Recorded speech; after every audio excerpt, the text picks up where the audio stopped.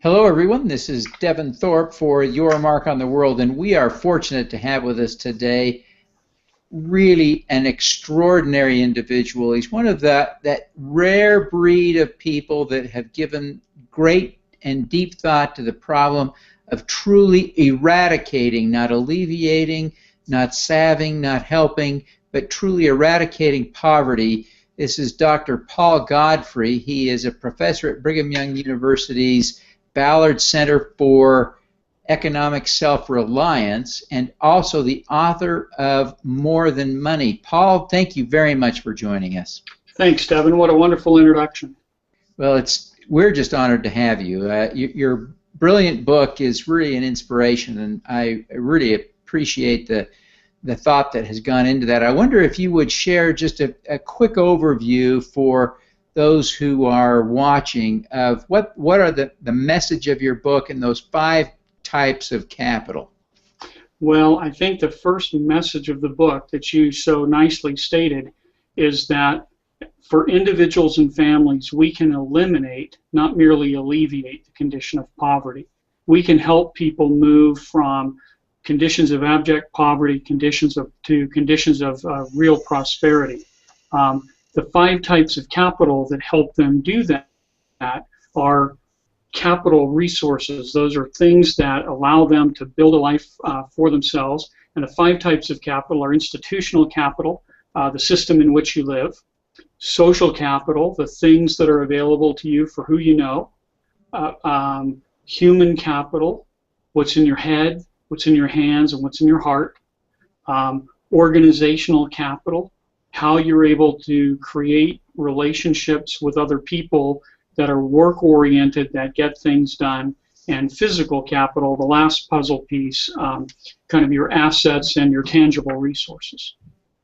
It's interesting to have a paradigm here that says that's only one piece of the puzzle, because we so often think of poverty as being, by definition, the lack of physical assets or physical resources, physical capital as you call it. Interesting to think about the value of those other aspects. How do you help a person, a family, a community enhance those resources? Well, I think let's first talk about who we are, who you might be that you asked. If I'm a business or a charity or a foundation, and I'm looking to make a difference, the first thing that we need to do is realize that poverty is a multidimensional reality. It involves deficits in all 5 of those types of capital, and so if you want to help eliminate poverty, you have to take a very broad approach and realize that moving a family from poverty to prosperity isn't merely sending the kids to school or inoculating the kids against disease or providing a bed net for them. It's a holistic intervention. The second thing that follows directly from that is my organization, my business, my philanthropy, my foundation. I can't do everything. So the key here is I've got to do 2 things. Number one, I've got to focus on what I'm really, really good at. So let's say I am really good at distributing inoculations to poor people, indigenous people who live in the outbacks of South America and Africa. Okay, I'm really good at that. That's somewhere along human capital, that's somewhere along physical capital. Who do I need to partner with? How do I not just inoculate children against disease, but have a health education program that leverages community resources? Well, that means I need to partner with an organization that really understands institutional capital and social capital that are in play. Do I need to design effective training materials? Where's my human capital partner? So it's those 2 things. You know, number one, a real dedication to saying I'm good at this particular type of capital, so that's where I'm going to work, and let me go find best of breed people in those other areas and create meaningful partnerships. Those meaningful partnerships are so important, but I imagine that they're difficult. As you've traveled around doing this, participating in these activities, this isn't entirely academic. You work with populations in the Navajo community here in the United States. You've worked with people in Paraguay and elsewhere. How do you go about on the ground building those relationships and helping people connect to a broader world and participate in a bigger economy? Well, again, the first thing you have to do is you have to know who you are and what value that you bring, so that when you approach different partners, so that helps a lot. Because if I know that I'm really good, for example, one of my favorite organizations on the Navajo lands is a group that's owned. It's a not-for-profit that's actually owned by Navajos, and so their real strength is access to Navajos. So they're almost like a social capital conduit. They've got great community relations with tribal elders, with people in the different chapters, and so when they're looking to partner, they're not looking for access. That's what they bring. What they're really looking for is content. So, for example, they will team up with Johns Hopkins University, who's doing some work on diabetes management and education down on the reservation. And they'll say, look, we can take your content and actually get it in front of individuals and families. Or they'll work with the U.S. Department of Agriculture about farm training or crop support programs. And so those partnerships become really valuable, because each entity brings something of real value, and each entity can't do what the other person brings. And then the third thing is, these relationships grow over time. When you start, there are always miscommunications. There are always agendas that have to be resolved. You're talking about merging two moving trains, not starting from zero. And so organizations that are successful have a lot of patience with their partners as well. They're forthright, they're honest, they talk about where the challenges are, but they're very patient and let their relationships grow. That's really some important insight, and I wonder if you have any examples of organizations you think are partnering effectively. Well, yeah, there are a lot. I mean, in my own sphere, in the work that I do, I know a few of them. One that's very local that I work with right now is Habitat for Humanity down in Utah County.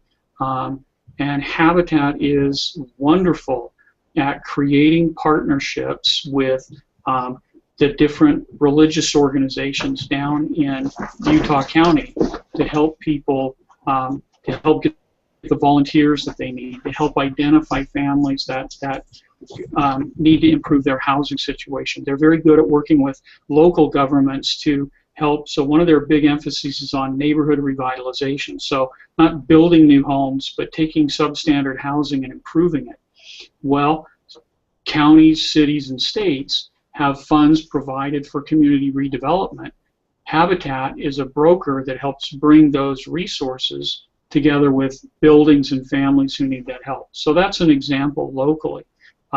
In South America, probably I think the premier organization, Fundación Paraguaya, run by a guy named Martin Burt, is just a master at leveraging what he does, which is, again, he provides access to poor entrepreneurs, and he becomes a content pipe, partnering with Vision Spring, partnering with different entities to then bring junior achievement and the like, to bring content to the folks in his network that he's able to help.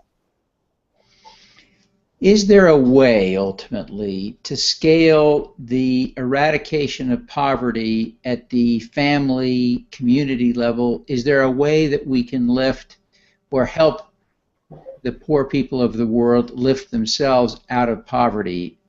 And I don't mean this week or this year, but is there a reasonable time frame in which we can literally eliminate and eradicate poverty around the world?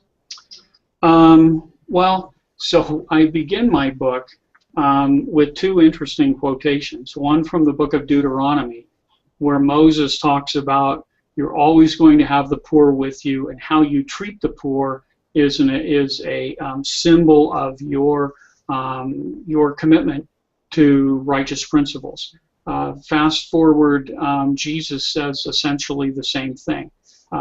So I think one of the distinctions that I make in the book, and I picked this up when I was actually in Ghana, is we've spent a half a century or more fighting what I call big P poverty, where the goal is global eradication of disease, of illiteracy, of hunger, of want, of unemployment. The track record for those efforts in terms of ultimately succeeding is somewhere close to zero. That's big P poverty. I think that fight, I think what Moses and Jesus were talking about was big P poverty. There are always these sort of mega issues that are going to be with us.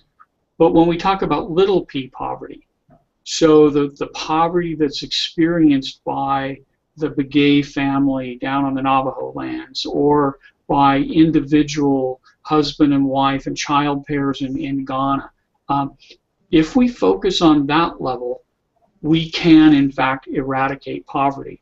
And I don't know that it's just a matter of sort of scaling it up and saying, well, let's solve it one at a time and then we'll solve the whole global thing, because there are huge global forces. But even if we can't solve global poverty, we sure can for individuals and families, and we can help them help themselves. Clearly there's tremendous lessons to be learned from all of this. Can you tell me a little bit more, just for the sake of our audience, give us a little bit of an overview of the work of the Ballard Center for Economic Self-Reliance? So the Ballard Center is about 10 years old, and what it focuses on is self-reliance. So helping people help themselves, helping people. In my book, I have quite a description of what it means to be self-reliant. It's both a set of cognitive resources, attitudes, skills, behaviors that you engage in that result in assets. Things like having adequate shelter, things like having adequate food storage, things like having adequate education. So the Ballard Center is committed to primarily finding out best practices. What's innovative, what's new, what's working. If we presume that we're not going to solve the educational system problem in Kenya, let's go find organizations who are really good, for-profit organizations, religious organizations, not-for-profit organizations who are making a difference, and let's look for commonalities and let's try to share some of those best practices. And one thing the Ballard Center does is works with students, because they're the next generation. And if you give a student a high caliber internship and some training about how to make a difference, they'll go out and spend the rest of their career doing that. Well, that really is great work that you're doing, and exciting. I'm sure it's a fun and challenging community to be involved with every day. Thank you. Well, I'm excited because you're going to come speak at the Social Enterprise and Crowdfunding Conference on September 26th at Snowbird. I think you're going to be a real star of the show there, and I'm looking forward to your message. Thank you. Thank you. You were there last year. What did you think of the event last year? So that was the first time that the conference was held. And for a first conference, the thing that's always impressive is the room was packed, the energy level was high, and I think that there was value created for everybody who came. So you've set a high bar for this year, but I would expect the same thing. I would expect the mix of people might be different, because now I think your invitation is targeted to people who might get even more value out of the conference. I think the energy level is great. I'm looking forward to presenting again and to talking to thought leaders and action leaders in the space. And I think the energy level will be good, and I think, again, value will be created. Well, and there's also no doubt that Snowbird on the last Friday in September is absolutely stunning. It's a great place to be. It really is, and I think a lot of the value creation, obviously, Paul, will come from you and the other speakers we have, but I really am grateful that you'd be willing to come and participate. Just for the sake of those listening, you can learn more or register at secfc.co. That's secfc.co. So I hope you'll all join us. Paul is going to be terrific. We've got a whole roster of great speakers from the crowdfunding community, from the nonprofit community, and social entrepreneurs, impact investors, philanthropists. It's going to be great. So again, Paul, thank you very much for your time today. I would encourage everyone to get a copy of your book, More Than Money, and to take the time to read it. And I appreciate you taking the time to share your thoughts about that with us today. Thanks, Devin. My pleasure. All righty. Let's do some good. All right.